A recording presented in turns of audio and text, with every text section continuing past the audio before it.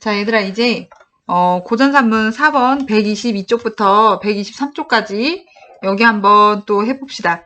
자, 여기는 이제 이생규장전인데, 이야기 잘 들리지? 자, 이생규장전은 이미 우리가 작년에 교과서에서 너무 많이 해서, 이제 잘 알고 있는 부분인데, 사실은 이거는 우리가 내신 시험에 또 한번 봤기 때문에 너희들도 잘 기억을 하고 있을 거라고 생각해. 자, 여기서 이제 지금 부분은 이게 이생과 최씨와의 사랑 이야기였잖아요. 자, 그래서 이 부분은 이씨와, 이생이다, 이생.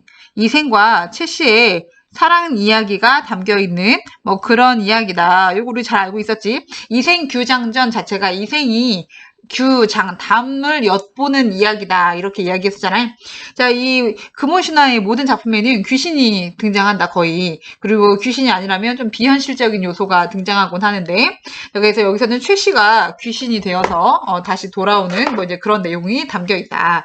자, 그러면 요 내용을 좀 보기 전에 우리가 이미 다 배운 내용이어서, 자, 요 부분에 이제 귀신이 된 최씨가 이제 다시 이생을 찾으러 오는 부분이지. 야, 원래 이생이 담을 넘어서 이제 최씨를 봤는데, 얘네가 처음에 이제 사랑에 빠지게 되지, 맨 처음에.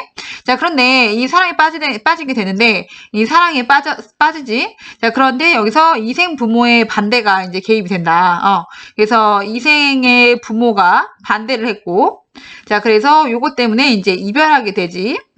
자, 이별을 하다가, 이제 이 최씨네 집에서 이제 최씨가 상사병에 걸려서 일어나질 못하니까 최씨 부모가 이제 먼저 제안을 해서 얘네가 이제 결혼을 하게 되지. 결혼을 했는데 이 행복하게 살다가 홍건적의 난이 일어나서 또다시 이별을 하게 되었었지. 자, 그러고 나서 이제 이별을 해서 이제는 이제 생과 사를 가르는 그런 이별이었어. 자, 그래서 이제 이런 이별이 됐는데 이제 최씨가 귀신의 모습이 되어서 귀신의 모습으로 다시 이생을 찾아와서 다시 한번 만나게 된다. 자, 그렇지만 생과 사가 다르기 때문에 이승과 저승이 다르기 때문에 계속해서 만날 수는 없다 해서 또다시 이제 헤어지게 되지. 자, 그래서 이제 또다시 이제 마지막에는 영원한 이별을 하게 되는 이런 내용이었잖아요. 기억이 나지. 자, 그래서 우리가 요걸 정리할 때 세 번의 만남, 세 번의 만남과 그래서 이제 우리가 요것을 세 번의 만남, 자, 그리고 세 번의 이별로 이렇게 정리할 수 있다. 그랬지. 그래서 요 부분이 우리가 문학 교과서에서 할 때도 요 학습 활동으로도 자세히 나와 있고 뭐 그랬던 내용이야. 세 번의 만남과 세 번의 이별로 이루어지는 이 이생 규장전의 내용. 자, 근데 여기서 이런 부분을 체크해야 되겠지. 자, 귀신이 된 최씨가 찾아오는 부분들. 자, 실제로는 이루어질 수 없는 부분이다. 자, 그래서 이런 것들을 비현실적 요소가 담겨져 있다. 뭐 요렇게도 하고 우리가 이거를 좀 고급지게는 전기적인 요소다. 이렇게도 이야기를 했었지. 그래서 전기성이 있다. 뭐 이런 이야기도 했었다. 자, 그래서 이 부분에서는 이제 우리 지문에서는 이제 귀신이 된 최씨가 이생을 다시 찾아오는 부분. 자, 이 부분은 뭐 지문이 다 읽지는 않겠어. 우리가 좀 알고 있는 부분이니까. 자, 그래서 다 알고 있는 부분이니까 이 정도를 다 읽지는 않겠고, 다만 A를 활용해서 지금 내고 있는 문제 2번 문제인데 이 문제는 굉장히 좋은 문제다. 이건 좀 기억할 필요가 있겠어. 자, 그러면 이 내용은 이제 너희가 잘 알고 있으니까 시간이 나면 한 번씩 읽어보고. 자, 그래서 자, 이렇게 귀신이 되어서 최씨가 찾아오니까 이생이 이제 감격하고 기뻐하면서 내가 바라던 바다 우리 좀 함께 지내자 해가지고 이제 귀신이 된 최씨와 이 이생이 함께 지내게 되는 그런 이야기다. 자, 그래서 매일매일 이렇게 잘 지냈는데 잘 지내면서 이제 123쪽으로 넘어와서 123쪽의 윗부분, 자, 이렇게 맨날 이제 이생이 최씨랑만 시간을 보내면서 그렇게 몇 년이 흘러갔는데 최씨가 이제 어느 날 이렇게 얘기해. 세 번이나 좋은 시절을 만났지만 그러니까 이게 아까 앞에서 말했던 세 번의 만남을 얘기하는 거야. 세 번이나 좋은 시절을 만났지만 세상 일이 그 뜻대로 되지 않고 어그러지기만 하네요. 즐거움이 다하기도 전에 또다시 슬픈 이별이 닥쳐오니 말이에요 하면서 요 장면은 이제 영원히 이별을 할 수밖에 없다는 것을 최씨가 이야기하는 부분이다 하면서 막 울기 시작해. 왜 그래 막 하면서 우니까 저승길의 운수는 피할 수가 없습니다. 하느님께서 저와 당신의 연분이 아직 끝나지 않았고 또 저희가 아무런 죄악을 저지르지 않았음을 아시고 저를 환생시켜 주신 거예요 막 하면서. 자, 그런데 제가 우리가 인간 세상에 머무르면서 산 사람을 미혹시킬 수는 없다. 자, 그러면서 이제 중략 부분에. 자, 그래서 이제 어쩔 수 없이 헤어지게 되는, 이제 영원히 이별할 수밖에 없는 이제 그런 내용이지. 자, 그러면서 이제 이생이 막 헤어질 수 없어. 막, 흐흐흐. 뭐, 네가 없으면 난 어떡하니? 막 하면서, 네가 우리 부모님한테는 어떻게 했고, 부부는 원래 100년을 해로하는 것인데, 나 혼자 어떡하니? 막, 흐흐흐. 막 하니까, 최 씨가 이제 대답을 하면서, 우리는 헤어질 수밖에 없는 운명이다. 이제 이런 얘기를 하는 거지. 당신의 목숨은 아직 한참 더 남아있지만 저는 이미 귀신의 명부에 이름이 실려있으니 이곳에 오래 머무를 수가 없어요. 자, 그러면서 제가 굳이 인간 세상을 그리워하면서 미련을 두어 운명의 법도로 어기게 된다면 단지 저에게만 죄가가 미치는 게 아니라, 자, 이제 최 씨가 가려고 한 이유, 당신에게 누를 끼치게 될 거예요. 그러니까 이 뭔가 운명에 순응하지 않으면 당신한테 나쁜 일이 생길 거다. 자, 그래서 다만 제 유해가 아무 곳에나 흩어져 있으니 요곳을 좀 거두어 주세요. 라고 하면서 이제 영원히 이별을 하는 그런 부분이다. 그래서 정해진 대로 따를 수밖에 없다. 뭐 이런 거는 우리가 이제 이미 많이 봤던 운명에 순응하는 태도 이런 거 있지. 자, 그래서 이런 태도도 드러나는데, 자, 우리 고전소설의 거의 대부분에서는 다 운명에 순응하는 태도가 드러난다. 뭐 이런 얘기도 다 전에 했던 이야기여서 잘 볼 수 있을 것 같습니다. 자, 지문은 굉장히 쉬운데, 자, 수능특강은 항상 얘기하지만 그 고등학교 과정에서 제일 어려운 문제집이 수능 특강이야. 그러니까 이 지문이 쉬우면 문제가 어려워질 수밖에 없다는 얘기지. 자, 그러면 1번 문제는 뭐 쉬우니까 1번 문제는 내용 확인이니까 다 이렇게 풀어보세요. 2번 문제는 함께 봅시다. 김시습이 금오신화를 도대체 왜 썼냐 라고 할 때 내가 맨날 얘기하는데 김시습은 생육신이야, 생육신. 야, 그러니까 이 단종을 패하고 세조가 왕위를 빼앗는 사건에서 어쨌거나 끝까지 단종을 지키려고 했던 사람 중에 하나란 말이야. 자, 그래서 이 보기 박스에서 우리가 좀 더 내용을 살펴보면 우의란 다른 대상에 빗대어서 비유적인 뜻을 나타내거나 풍자하는 문학적 표현을 말한다. 이렇게 얘기하면서 이를 염두에 두고 작품을 해석하면 작품 속에 그려진 사건과 인물들은 실제의 사건 인물들과 서로 대응하게 되고 역사적인 의의를 획득하기도 한다. 다시 말하면 이생규장전을 가지고 이제 이 김시습의 삶과 계유전환과 연결시켜서 한번 보자는 거야. 이생규장전 또한 우의를 읽을 수 있는데, 그럴 경우 수양대군과 그의 일파가 단종을 섬기며 절의를 지킨 충신들을 죽이고 단종의 왕위를 빼앗은 사건인 계유정난을 작가가 우의한 것으로 볼 수 있다. 그러니까 요 A 부분을 지금 이 계유정난을 우의, 빗대어서 표현한 것으로 볼 수 있다 이 말이야. 자, 그러면서 이때 작품의 의미는 최 씨를 단종을 우의한 것으로 보느냐, 충신의 일원으로 우의한 것으로 보느냐에 따라서 다르게 해석이 될 수 있다라고 그랬네. 일단 요 A 부분을 최 씨를 단종이라고 생각한다면 그 말이야. 단종이라고 생각한다면 몸을 내맡기는 것은 왕위를 지키기 위해 수양대군에게 저항하던 단종이 자신의 목숨을 내주게 되는 일에 대응한다. 야, 그러면 이걸 보기 위해서 A를 한번 살펴보고 와야 되겠다. 그치? 그럼 앞으로 가서 A를 보면 이 A 부분은 이제 이 홍건적의 난을 만났을 때를 얘기하는 거야.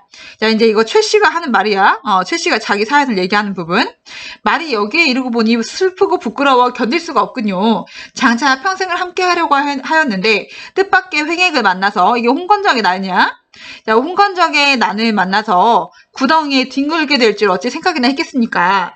그러나 저는 끝까지 여기 짐승 같은 놈들에게 몸을 내맡기지 않았고, 그러니까 짐승 같은 놈들에게 내 몸을 주지 않았다. 그러니까 그들의 뜻대로 하지 않았다 이 말이야. 그러면 이거는 그들의 뜻대로 하지 않았다는 거야. 하지 않았어. 야, 그러면 2번 문제를 이제 다시 가서 봅시다. 그러면 2번 문제, 몸을 내맡기는 것은, 그러니까 몸을 내맡기지 않은 것은 그 사람이 뜻대로 안 하는 건데, 몸을 맡기는 거는 그들의 뜻대로 하는 거지. 요거는 상대방의 뜻대로 하는 거야. 몸을 내맡기지 않는 거는 그 사람의 뜻이 아니니까. 그럼 몸을 내맡기는 것은 왕위를 지키기 위해 수양대군에게 저항하던 단종이 자신의 목숨을 내주게 되는 일? 자, 저항을 하다가 자기의 목숨을 내준 것은 수양대군의 뜻에 따르지 않은 거잖아. 수양대군의 뜻에 따르지 않았어. 그러면 이거는 상대의 뜻을 따르는 것을 얘기하는 거고, 이거는 수양대군의 뜻을 따르지 않는 거니까 1번이 안 맞아 벌써. 자, 그래서 1번 이렇게 해결을 해야 돼. 자, 그러면서 요걸 최 씨를 충신이라고 본다면 평생 함께하라고 하는 거는 단종을 섬기면서 충신으로서 의지와 다짐에 대응하는 거다. 이렇게 생각은 할 수 있지.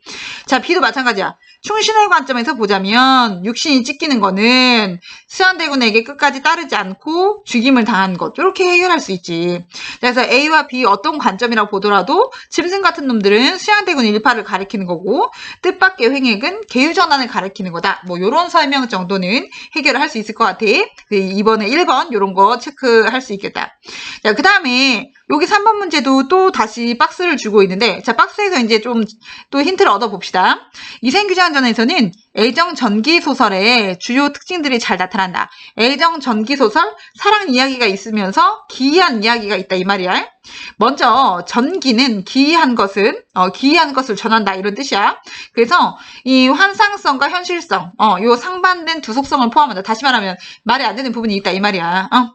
자, 애정 전기 소설의 남녀 주인공은 고독감을 지닌 인물들로 그려지는 가운데 남주인공은 소극적이고 여주인공은 능동적인 모습으로 애정을 추구한다. 그러니까 최 씨가 이생은 약간 이렇게 답만 이렇게 올려다 봤는데 최 씨가 먼저 마음을 표현한단 말이야. 결혼도 최 씨네 집에서 먼저 제안해서 했어. 그리고 귀신이 되어서 돌아왔을 때도 최 씨가 나랑 함께 해주겠습니까? 이렇게 먼저 물어봐. 늘 여자가 먼저 제안하고 남자는 오케이만 한단 말이야. 근데 이들은 서로에게 독점적인 애정을 보여주지만 그 애정은 사실은 여러 가지 장애 때문에 지속되지 못한다. 그래서 남녀 주인공의 만남과 헤어짐을 주요 사건으로 겪게 되는 모습을 보이는데 이때 숭고한 사랑을 위해 희생을 아끼지 않는 청춘 남녀의 모습이 사실적으로 묘사된다. 이렇게 되어 있네. 자, 그러면 요 내용을 이제 한번 봅시다. 야, 요 내용은 뭐 이제 환생한 인물 최 씨가 만나는 거 초현실계의 접촉이다. 뭐 이런 건 다 맞는 얘기야. 뭐 어렵지 않아. 자, 여기서 답은 5번이라고 할 수 있어. 근데 5번이 어디가 틀렸냐면 여기 봐봐. 최 씨가 사랑하는 사람에게 누를 끼치지 않으려고 인간 세상에 미련을 두지 않는 것. 그러니까 이것은 독점적인 애정을 보이지만 결국 헤어질 수밖에 없다는 얘기야. 그러니까 인간 세상에 미련을 두지 않겠다. 너한테 누를 끼칠 거니까. 그래서 헤어질 수밖에 없다. 이런 뜻이지.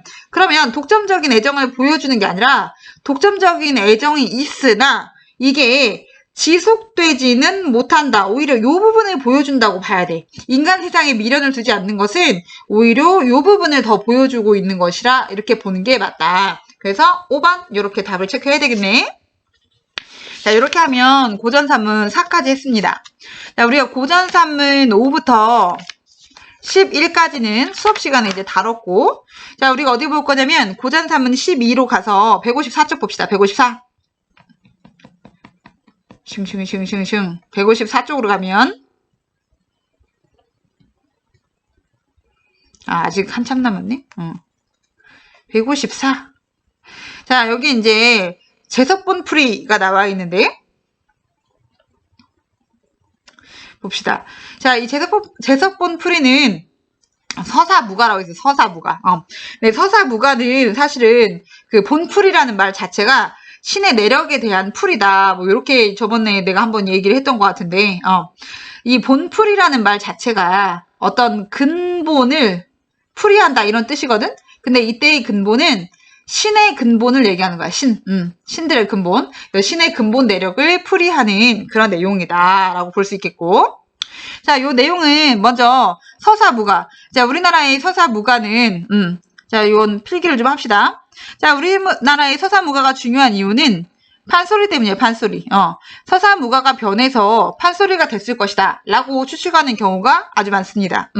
자, 그래서 판소리와 굉장히 유사한데 이 판소리는 서사무가는 무당이 이제 주로 이제 구슬할 때 부르는 노래가 서사무가인데 무당이 이제 주로 이야기를 하고, 자, 그 다음에 여기도 나오는데 장구제비라고 나옵니다. 장구제비. 자, 그 다음에 말로 해라, 창으로 해라 이런 게 나오는데 요런 것을 좀 어려운 말로는 연행 방식이라고 하거든. 공연의 방식. 자, 요 공연의 방식이 판소리와 매우 유사합니다. 자, 그래서 이 무당이 하는 역할을 판소리에서는 창자가 하고 있고 장구제비가 하는 역할을 고수가 하고 있습니다. 예, 고수는 푹 치는 사람을 얘기하는 거야. 말로 하는 것을 우리는 판소리에서 안일이라고 하고 창으로 하는 부분을 실제 창이라고 합니다. 자, 그럼 여기가 꽤 비슷한 연행 형식을 갖추고 있다는 거, 이런 것을 우리가 확인할 수가 있지.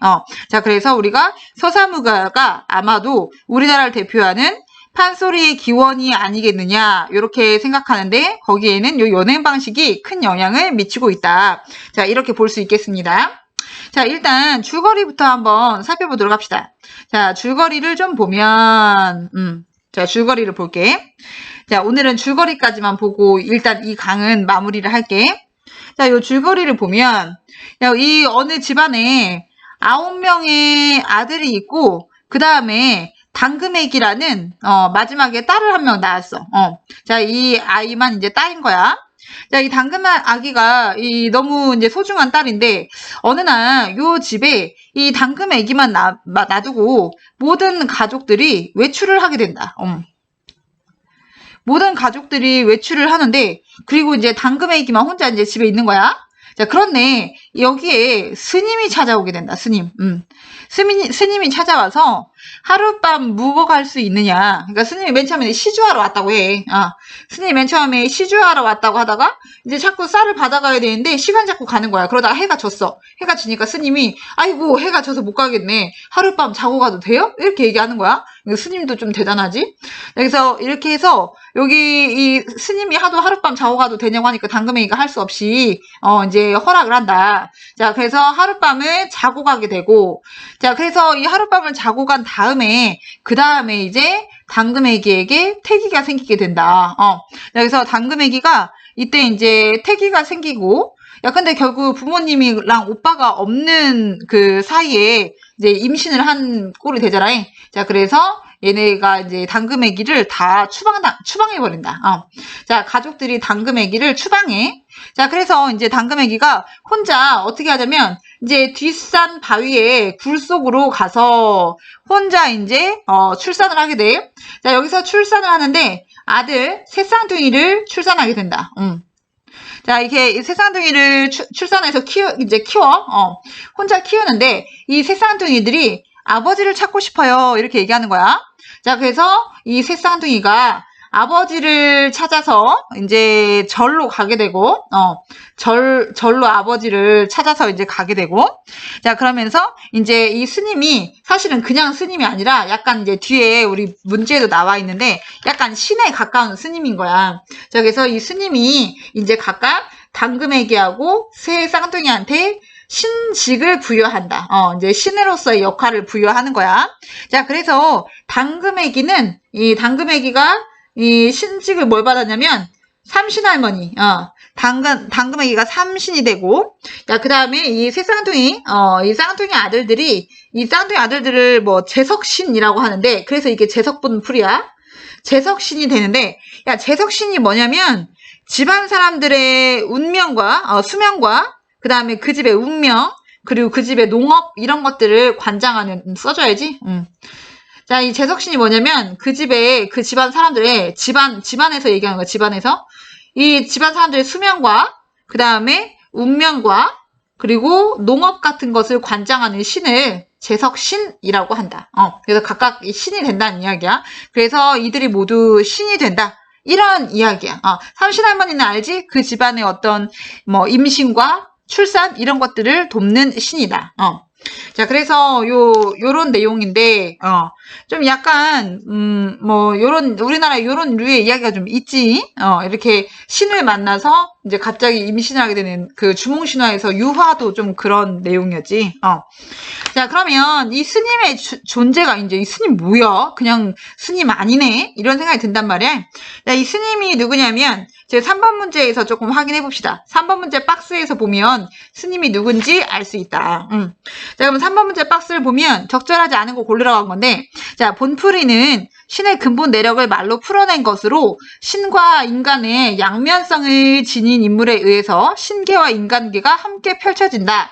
라고 해서 재석본풀이는 천부지모, 아버지는 하늘에서 엄마는 땅에서 이렇게 나오는 신화인데 남자 주인공인 남신은 천신으로서의 성격을 가지고 있고 여자 주인공인 당금애기는 지역을 수호하는 여신이었다. 그래서 나중에 재석신을 낳는 생산신의 성격을 보여준다. 그러니까 원래는 이 남자는 아빠는 천신이었고 그 다음에 당금애기는 땅에 있는 신.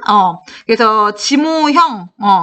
이 땅에서 사는 엄마의 역할을 하는 이런 신이었다는 거야. 자, 그래서 여기서 이렇게 얘기하지. 북의 신인 천신과 목의 신인 지신의 결합으로 인해 새로운 생명이 태어나고 그 후계자가 태어난 것이다. 그러니까 요 사이에서 태어난 재석 신들이 이 자녀들이지. 후계자. 자, 그래서 후계자가 태어나는 과정이다. 이렇게 얘기하는데 근데 여기서 왜 스님으로 나타났냐면 요번에 나와 있지. 오랜 기간 구비전승하면서 야, 이 서사무가도 구비전승이야. 구비전승. 자, 오랫동안 구비전승을 하면서 불교의 영향을 받았다. 자, 그래서 이 불교의 영향 때문에 원래는 천신으로 전래가 되던 것이 이제 스님으로 불교에서 가장 고귀한 존재인 스님으로 이렇게 변모를 한 거다. 이렇게 얘기를 하고 있는 거야. 그래서 이때 앞에 있는 스님이 그럼 그냥 스님이 아니라 어떤 신적인 존재의 스님이라는 거지. 자, 그러면 여기까지 봤고, 자, 그 다음에 또 한 가지만 더 체크합시다. 자, 그래서 요 내용은 아까 천부, 지모형, 그런 신화다. 요런 얘기 했고, 야, 그 다음에 어쨌든 서사무가입니다. 무가. 그냥 부르는 게 아니라 뭔가 주문을 담아서 부르는 노래지. 그러니까 서사무가에는 주술성이 있습니다. 주술, 수리수리 마수리, 수리수리 마수리 이렇게 이루어져라 뿅 하면은 이루어진다는 거지. 자, 그래서 어떤 주술성, 점을 치거나 예언을 하고 나쁜 것을 물리치는 이런 주술성. 자, 그리고 신화의 성격이 있어서 이 작품이 신성성을 가지고 있다라고도 볼 수 있습니다. 자, 그리고 구비전승을 했고, 이거 구비전승이지. 자, 그리고 이 북에 맞춰서 하기 때문에 이 문장 자체가 리듬감을 좀 가지고 있습니다. 그래서 율문성 뭐 이런 것도 중요한 특징 중에 하나라고 볼 수 있는데 이런 특성들도 이런 것도 판소리의 특성과 좀 겹치는 부분이 많이 있습니다. 자, 그러면 또 너무 많이 늘어지면 너희들이 힘드니까 자, 요 고전산문 12에 대한 내용은 또 다음 시간에 이어서 하도록 하겠습니다.